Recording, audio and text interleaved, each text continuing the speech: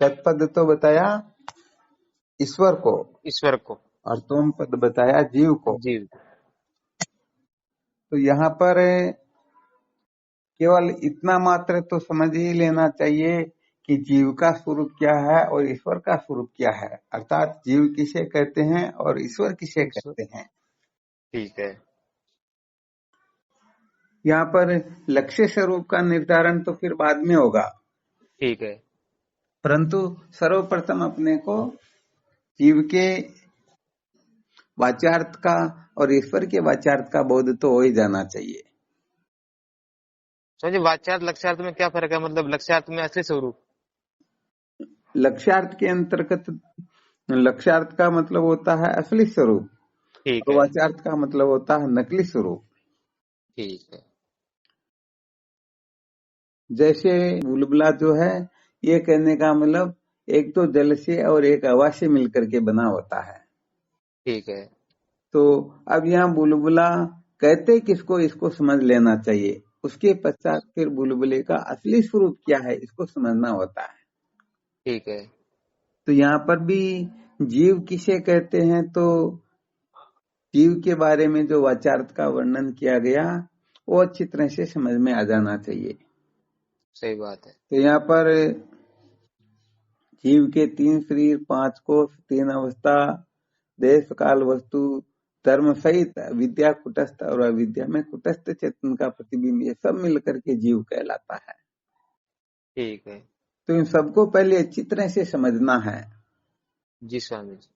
क्योंकि अच्छी तरह से क्यों समझना है, क्योंकि इनमें से फिर 2 हिस्से किए जाएंगे, एक तो असली, बाकी सब नकली। तो ठीक नकली है। का त्याग करना और असली का ग्रहण करना। जी स्वामी जी। यदि हम इसको अच्छी तरह से समझेंगे नहीं तो जिसका त्याग करना है उसका ग्रहण कर लेंगे, जिसका ग्रहण करना है उसका त्याग कर देंगे। ठीक है। तो होता क्या है कि जीव के स्वरूप का शोधन किए बिना जो अपने आप को मैं ब्रह्म हूं ऐसा कहते हैं, या आवश्यक नहीं है कि वो जीव के असली स्वरूप को लक्ष्य करके अहम ब्रह्मास्मि यह कथन कर रहे हो। जी स्वामी जी। क्योंकि जीव के स्वरूप में तो इतनी लंबी चौड़ी सामग्री बता दी, अब हाँ इनमें से किसी भी वस्तु को वह ब्रह्म समझ लेता है तो ये गड़बड़ हो जाता है। बिल्कुल सही बात है स्वामी जी। बुलबुले के अंतर्गत जल वाला हिस्सा उसकी ही समुद्र से एकता होती है, हवा जी वाले स्वामी जी। हिस्से से थोड़े होगी। हाँ नहीं होगी स्वामी जी। तो यहाँ पर क्या होता है कि हम प्राय जागने से लेकर के सोने तक जितना भी व्यवहार करते हैं, इस व्यवहार के अंतर्गत हम कभी शरीर को अपना स्वरूप बताते हैं, कभी इंद्रियों को, कभी प्राण को, कभी मन को, कभी बुद्धि को, शून्य आदि को, कर्ता भोक्ता को। तो पता नहीं हम किस किस को अपना स्वरूप कह देते हैं।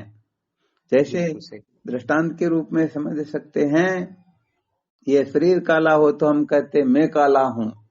जी स्वामी जी। शरीर का नाम रमेश है तो मैं रमेश हूं, जी। ठीक है ना। बिल्कुल। आंख देखती है परंतु मैं देखता हूं, सुखी दुखी मन होता परंतु मैं होता हूं, जी। मैं जानता हूं, मैं करता हूं, मैं भोगता हूं। ये सब किशोर इशारे कर रहे हैं, अनात्म प्रपंच की ओर ही तो कर रहे हैं ना। जी स्वामी जी। तो हम कहने का मतलब अनात्म वस्तुओं में अनेक जगह पर अपना अमत्व ममत्व कर लेते हैं। जी स्वामी जी। तो जब अहम ब्रह्मास्मि में ऐसा जो कथन किया जाता है मैं ब्रह्म हूं, तो यहाँ पर मैं शब्द का यदि शोधन नहीं किया जाए तो वह शरीर को ब्रह्म समझेगा, हाथ पैर को ब्रह्म समझेगा, अर्थात इंद्रियों को ब्रह्म समझेगा, प्राण मन बुद्धि को ब्रह्म समझेगा। किसी न किसी को समझेगा या नहीं समझेगा। समझेगा स्वामी जी।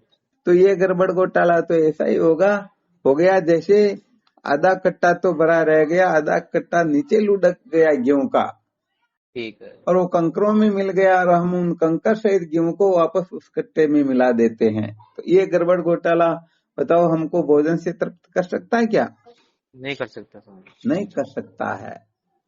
तो वैसे देखा जाए तो केवल और केवल मात्र अहम शब्द का जो विचार है ये वेदांत का मेरुदंड है।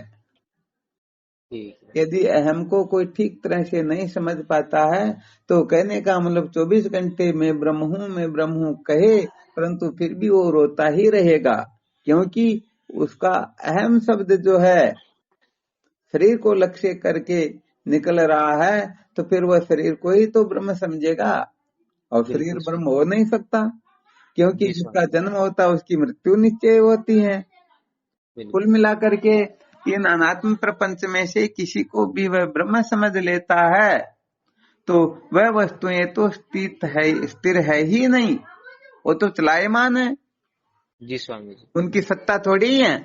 नहीं है स्वामी। हाँ, तो कुल मिलाकर के यदि कोई शरीर को ब्रह्म समझता है, इंद्रियों को ब्रह्म समझता है, मन बुद्धि को ब्रह्म समझता है, तो जब जब मन शांत होगा तब वह अपने को ब्रह्म समझेगा, और मन के चंचल होते ही वह ब्रह्म हो जाएगा। बिल्कुल। तो विचार दृष्टि से देखा जाए तो ये जितने भी बताए गए ना, जी। इनमें से किसी भी वस्तु को ब्रह्म नहीं कहते हैं। जी स्वामी। तो इसीलिए फिर इनका शोधन करना होता है कि वास्तव में अपना असली स्वरूप क्या है, जिसको हम मैं कहते हैं वह मैं है क्या वस्तु। जी स्वामी जी। बिल्कुल।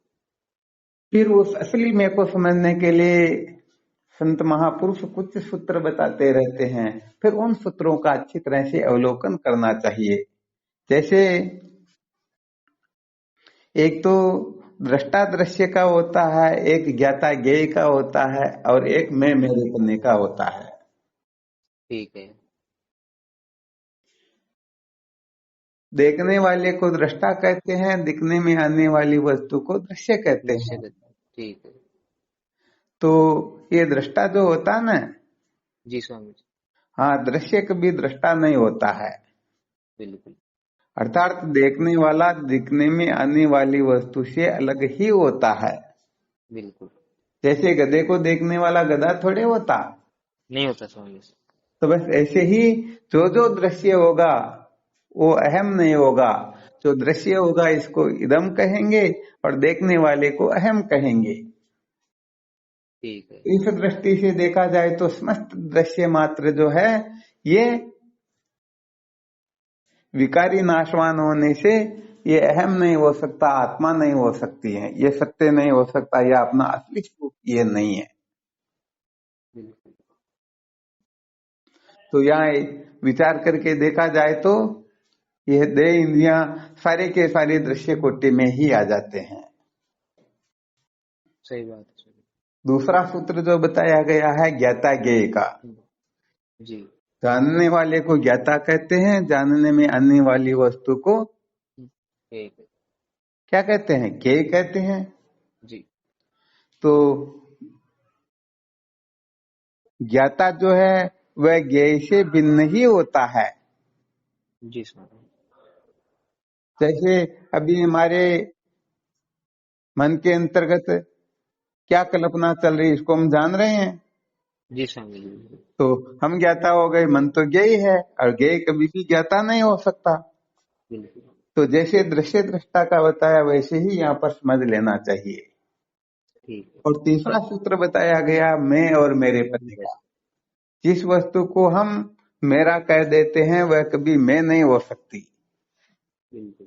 जैसे मेरा हाथ तो मैं हाथ ऐसा थोड़े कहते हैं। नहीं कहते स्वामी। मेरा सिर दर्द कर रहा है ये तो कह सकते हैं, परंतु मैं दर्द कर रहा हूं ऐसा कहते हैं क्या। नहीं कहते। तो इस प्रकार से केवल संकेत किए जा रहे हैं, अपने को इनके बारे में विशेष रूप से विचार करते रहना चाहिए। बिल्कुल स्वामी। तो मैं कहने वाला मेरे से अलग ही होता है। जैसे मेरा मकान, तो इसका मतलब वो मैं कहने वाला, मेरा कहने वाला मैं इस मकान से अलग ही होगा। मकान का मालिक मकान से अलग ही तो होता, बिल्कुल। वो मकान थोड़ी होता क्या। नहीं होता स्वामी। तो बस इसी दृष्टि से अपने को इन समस्त सूत्रों का अवलोकन कर लेना चाहिए। तो जब इस प्रकार से हम विचार करेंगे तो जीव के 3 शरीर, 5 कोश, 3 अवस्था, देश काल, वस्तु, धर्म सहित अविद्या आदि, ये सारे के सारे वाचार्थ में आ जाएंगे और केवल कुटस्थ जो है वो जीव का लक्ष्यार्थ होगा। अच्छा। तो अहम शब्द का जो असली अर्थ है वह कुटस्थ है और नकली अर्थ जो है वह ये 3 शरीर, 5 कोश, 3 अवस्था आदि सब कुछ हो जाते हैं। तो गेहूं और कंकर एक हो गए तो इनको सबसे पहले तो अलग करना होगा, बिल्कुल स्वामी जी। फिर गेहूं को ग्रहण करना है, बाकी का त्याग करना है। ठीक है।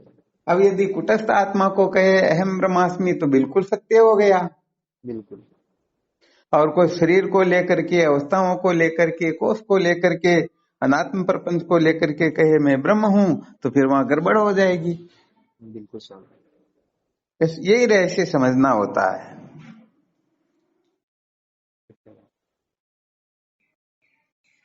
इसी प्रकार से ईश्वर के स्वरूप के बारे में भी विचार करना होता है। ईश्वर के भी 3 शरीर, 5 कोश, 3 अवस्था, देश काल, वस्तु, धर्म सहित माया ब्रह्म व माया में ब्रह्म चेतन का प्रतिबिंब, ये सब मिलाकर के ईश्वर होता है। और ब्रह्म जो है वो ईश्वर का लक्ष्य स्वरूप है।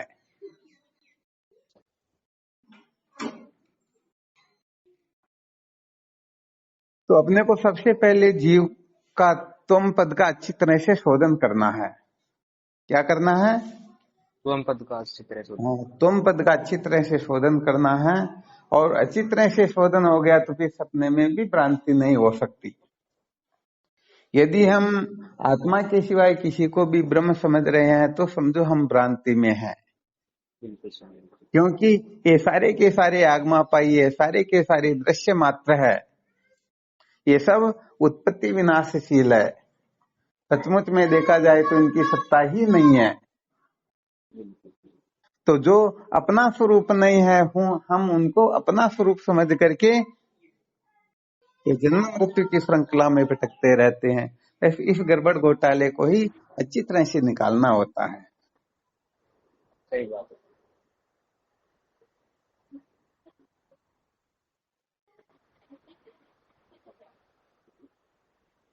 तो सबसे अधिक आवश्यकता होती है इसी जिज्ञासु बोध की। इसका खूब विचार करना चाहिए।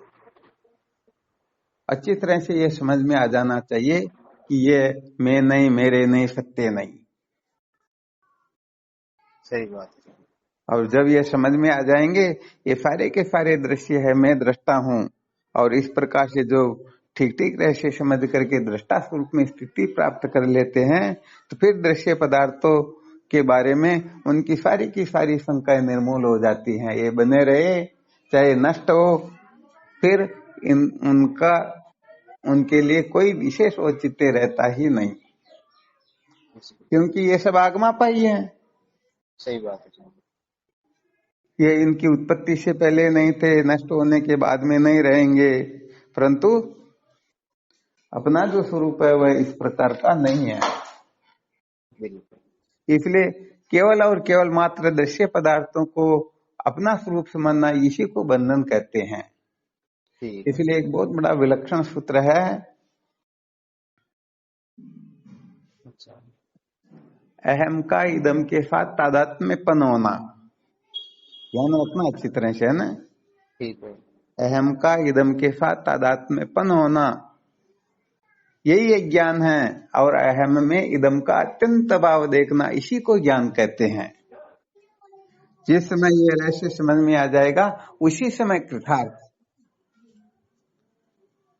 इदम का मतलब स्वामी जी ये सब जो भी है वस्तु वो। हाँ, इदम का मतलब ये है। ठीक है। अहम का मतलब मैं, इदम का मतलब ये सारे के सारे दृश्य। अहम का मतलब दृष्टा और इदम का मतलब दृश्य।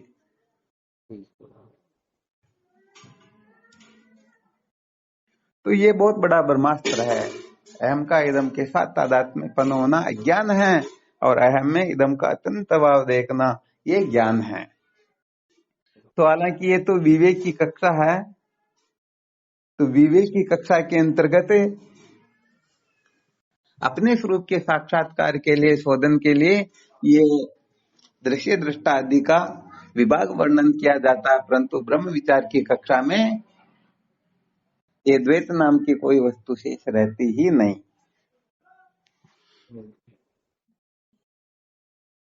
दृश्य पदार्थों की दृष्टि से देखा जाए तो दृष्टा भिन्न होता है, और जब दृष्टा की दृष्टि से देखा जाए तो उससे भिन्न कुछ होता ही नहीं। तो यहाँ पर भगवान शंकराचार्य जी महाराज प्रोक्षानुभूति के अंतर्गत ये सिद्ध करते हैं कि कार्य जो होता है वह कारण से क्या होता है, भिन्न नहीं होता है, परंतु कारण कार्य से भिन्न होता है। घड़ा क्या जो होता है स्वामी है जी कारण? घड़ा पृथ्वी से अलग नहीं होता, परंतु पृथ्वी घड़े से अलग होती है।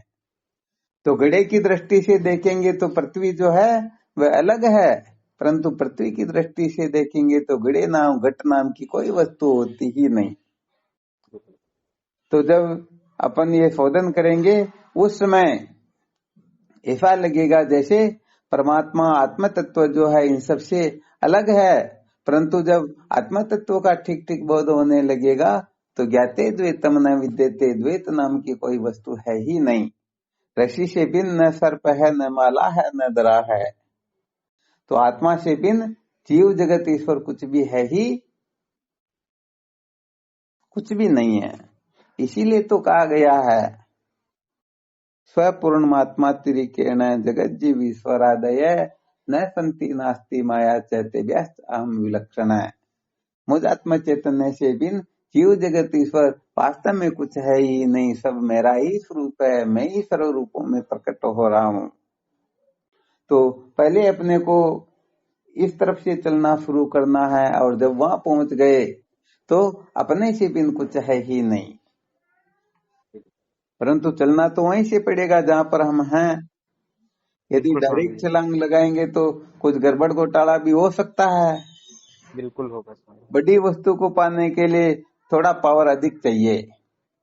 जी। स्वामी जी, हाँ, वैसे देखा जाए तो हम सचमुच में नित्य शुद्ध बुद्ध मुक्त ब्रह्म ही हैं, परंतु इसके लिए बहुत बड़ा पावर चाहिए, त्याग और वैराग्य का।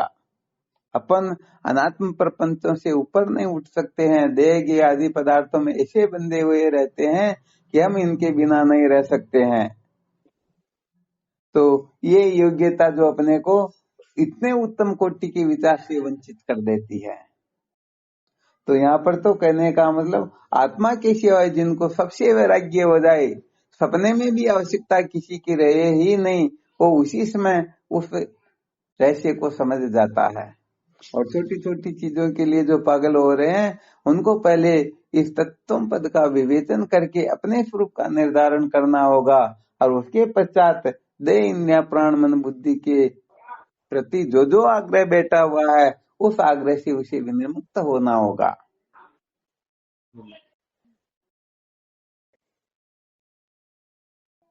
तो यही रहस्य है आत्म साक्षात्कार का।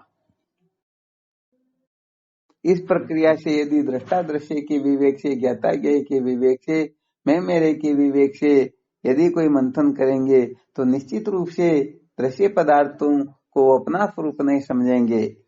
जो जो उत्पत्ति विनाशशील है, अपना जो स्वरूप है उत्पत्ति से पहले विद्यमान था, नष्ट होने के पश्चात भी रहेगा, तो ये उत्पत्ति विनाशशील वस्तु अपना स्वरूप कैसे हो सकते हैं।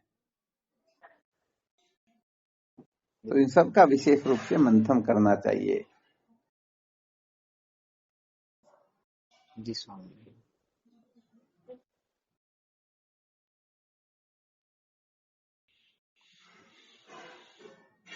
कुल मिलाकर के ये देरी जो लगती है ना, देरी का कारण केवल एक ही है, अपनी जिज्ञासा मंद है या तीव्र है या तीव्रतर है। सत्य बात है स्वामी जी। तीव्रतर जिज्ञासा है तो उनकी दृष्टि में लक्ष्य के सिवाय कुछ दिखाई देता ही नहीं, और यदि कुछ दिखाई देता है तो वह तीव्रतर है ही नहीं। तो मंद मुमुक्षुओं को श्रवण मनन निधिध्यासन सब कुछ करना होता है। जो तीव्र मुमुक्षु होता है उसको केवल मनन और निध्यासन ही करना होता है, और जो तीव्रतर होता है उसको श्रवण मात्र से वो कृतार्थ हो जाता है।